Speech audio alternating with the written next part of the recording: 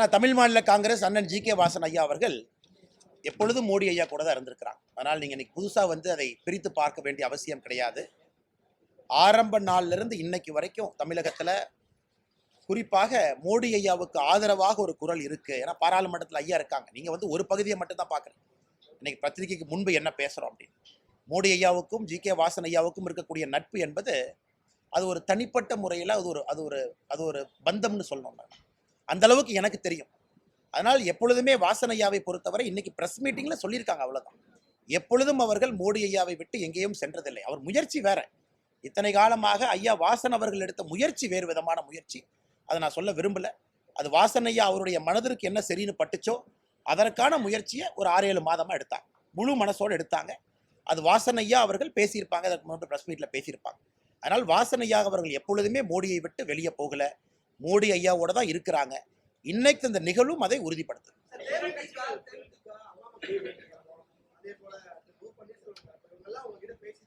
அண்ணா நீங்க பாருங்க, நாளைக்கு நம்முடைய பிரதமருடைய நிகழ்வு இருக்கு பல்லடத்துல.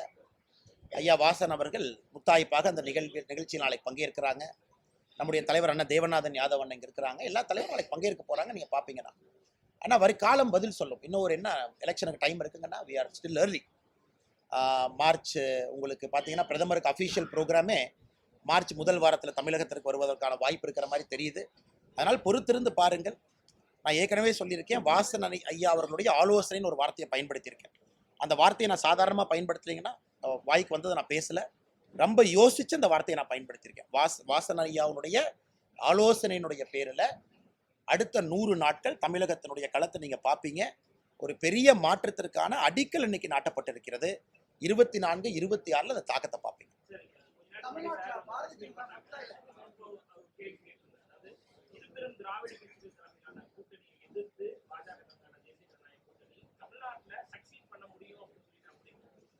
ஐயா இதற்கு முன்பு தேர்தலில் பார்த்தீங்கன்னா நம்முடைய மக்கள் தலைவர் ஐயா மூப்பனார் ஐயா அவர்களை முதலமைச்சர் வேட்பாளராக களம் இறக்கினாங்க. தமிழகத்தில் நம்ம பார்த்துருக்கோம். அன்னைக்கு கிடைத்த ஆதரவை நம்ம பார்த்துருக்கோம். எந்த அளவுக்கு ஆதரவு, மூப்பனார் ஐயா தான் வரணும் முதலமைச்சராக அப்படின்னு. ஆனால் உங்களுக்கு தெரியும், அன்னைக்கு காலகட்டம் வேறு, காட்சிகள் மாறுச்சு. சென்ட்ரலில் ஒரு அன்ஸ்டெபிலிட்டி இருந்துச்சு. அதன் பிறகு மூப்பனார் ஐயாவுக்கு 2வது முறையாக ஒரு மிகப்பெரிய வாய்ப்பு, இந்தியாவுடைய பிரதமராக வரக்கூடிய வாய்ப்பு.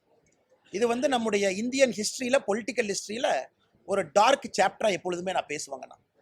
எல்லா கதவும் திறந்தும் எல்லா தலைவர்களும் ஆதரவாக நின்றும் ஆனால் ஒரு சதி திட்டத்தால் அன்னைக்கு மூப்பனார் ஐயா அவர்கள் இந்தியாவுடைய பிரதமராக பொறுப்பேற்க முடியவில்லை. ஒருவேளை பொறுப்பேற்றிருந்தா இன்னைக்கு நம்ம 2024 சொல்லுவோம், maybe the best prime minister India had அப்படிங்கிற வார்த்தையை நம்ம பயன்படுத்தியிருக்கோம். ஏன்னா மூப்பனார் ஐயாவுக்கு அந்த வாய்ப்பு கிடைக்காதனால இந்தியா மூப்பனார் ஐயாவை பார்க்கல. அதனால் இன்னைக்கு எடுத்திருக்கக்கூடிய முடிவு, தமிழகத்தில் ஒரு புதுவிதமான அரசியலை வாசன் ஐயா விரும்புகிறாங்க. அதற்கும் அவர் யாருமேலே கோவப்பட்டு பேசுகிற ஆள் இல்லை. வாசன் ஐயாவுடைய சுபாவம் நம்ம எல்லாத்துக்கும் தெரியும். யாரெல்லாம் கூட பழகி இருக்கிறோமோ ஒரு கடுஞ்சொல் பயன்படுத்தாமல் ஒரு இனிமையான ஒரு மனிதர். ஐயா இன்னைக்கு மோடி அவர்களுடைய கருத்தை வலுப்படுத்த நீங்கள் நல்லா கவனிங்கன்னா, இன்னைக்கு இந்தியா 2024 என்னன்னா மோடி ஐயா 3வது முறை வரணும், 400 எம்பிக்களை தாண்டி வரணும். அந்த சரித்திர தவறை தமிழகத்திலிருந்து செய்யக்கூடாதுன்னு ஐயா வாசன் அவங்க விரும்புகிறாங்க. மோடி அவர்களுடைய தேர்தல், இந்தியா முழுவதுமே மோடி வர்றாங்க. 2024 மோடி ஐயா தமிழகத்திலிருந்தும் பெரிய அளவில் எம்பிக்கள் அனுப்பணும்னு வாசன் ஐயா விரும்புகிறாங்க.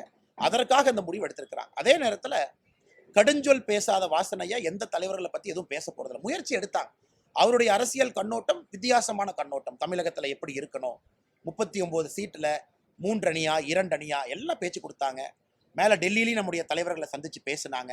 எல்லாமே வாசன் ஐயா பேசிவிட்டு இறுதி முடிவு. அதே நேரத்தில் என்னோட முடிவை நீங்கள் கேட்டிருக்கீங்க. நானும் 6 மாத காலமாக மாற்று அரசியல் பேசிட்டு இருக்கேன். இன்னைக்கு வாசன் ஐயா இந்த முடிவு என்பது 2024 பாராளுமன்ற தேர்தலில் இமீடியட்டான ரிசல்ட் அதில் இருக்கும். நீங்க பாருங்க. பாஜக தலைவர் சொன்னதுக்கும் நீங்க என்கிட்ட கேட்டப்ப நான் பதில் சொன்னதுக்கும் 99.9% ஒண்ணுதானே?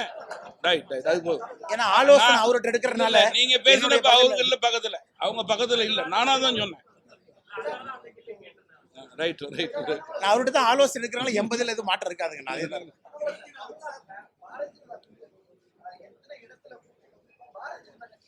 அண்ணே பாருங்கண்ணே, இன்னைக்கு அண்ணங்க வர்றாங்கன்னா ஒரு மாறுபட்ட அரசியல்வாதி. ஜி.கே. வாசன் டெல்லிக்கு போயோ அல்லது டெல்லியில் இருக்கக்கூடிய தலைவர்களை இல்லத்துக்கு அழைத்தோ கூட்டணி உடன்படிக்கை எனக்கு ஏற்படணும், எனக்கு எந்த சீட்டு கொடுப்பீங்க கேட்க மாட்டார். அவருடைய தன்மை அது கிடையாது. ஒரு கொள்கை விஷயத்துல கட்சி நடத்தக்கூடிய தலைவர் பேரம் பேச மாட்டார்.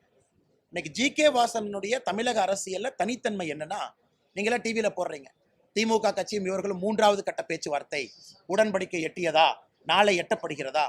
ஆனா இவங்க எல்லாருமே கொள்கை ரீதியாக அரசியல் செய்யறவங்க, நேர்மையான அரசியல் களத்தில் இருக்கிறவங்க. இவங்களுக்குலாம் வியாபாரம் பண்ண தெரியாது, பேச தெரியாது, அரசியல் களத்தை நேர்மையாக அணுக மட்டும் தான் தெரியும். அதனாலதான் இந்த சந்திப்பே ஒரு வித்தியாசமான சந்திப்பு. இப்ப வாசன் ஐயா கிட்ட அண்ணா நீங்க எங்க போட்டிடுவீங்க, அல்லது என்கிட்ட அண்ணா நீங்க எங்க போட்டிடுவீங்க, 2 பேத்துக்குமே தெரியாது. அது முடிவெடுப்பாங்க. வாசன் ஐயா அவர்கள் இன்னைக்கு நேர்பட பேசியிருக்கிறாங்க, கூட்டணிக்குள்ள வந்திருக்கிறாங்க. நான் ஏற்கனவே ஒரு வார்த்தையை பயன்படுத்தி இருக்கேன், வழி நடத்துவார்கள், ஆலோசனை கொடுப்பார்கள். ஒரு வார்த்தையை நான் சாதாரணமா பயன்படுத்தலை. அதனால நீங்க யோசிச்சு பாருங்க, இதற்கான பதில் வருகின்ற காலத்துல நிச்சயமா இருக்கும். ஆனா இன்னொரு கட்சியை பத்தி நான் பேசுவது நாகரீகமா இருக்காதுங்கன்னா, இன்னைக்கு நம்முடைய நோக்கம் எல்லாம் நம்முடைய கூட்டணியை பலப்படுத்தணும், நம்முடைய கூட்டணி அதிக இடத்துல வெற்றி பெறணும். ஏன்னா ஜி.கே. வாசன் அண்ணன் மாதிரி நான் சில இடத்துல அதே அணுகுமுறை எனக்கு இல்லை, சில இடத்துல கடுஞ்சொல் அண்ணாமலை பயன்படுத்துறார் அப்படின்னு இருந்தாலும் கூடங்கன்னா, அடிப்படையில் ஐயாவுடைய விஷயம் என்னன்னா, நம்முடைய கூட்டணியை பலப்படுத்துவோம், நம்ம ஒரு ஃபோர்ஸா இருப்போம், நாம இங்கிருந்து எம்பிக்களை கொடுப்போம். ஒரு கட்சி வளர்வதும் தேய்வதும் அந்தந்த கட்சிக்கு விட்டது. அதை பற்றி நான் இங்கே கருத்து சொன்னால் அது சரியா இருக்காது. பாதகம் செய்பவரை கண்டால் நாம் பயங்கொள்ளலாகாது பாப்பா, மோதி மிதித்து விடு பாப்பா, அவர் முகத்தில் உமிழ்ந்து விடு பாப்பா. அண்மை செய்திகளை உடனுக்குடன் தெரிந்து கொள்ள இணைந்திருங்கள் இயம்நாடு தொலைக்காட்சியுடன்.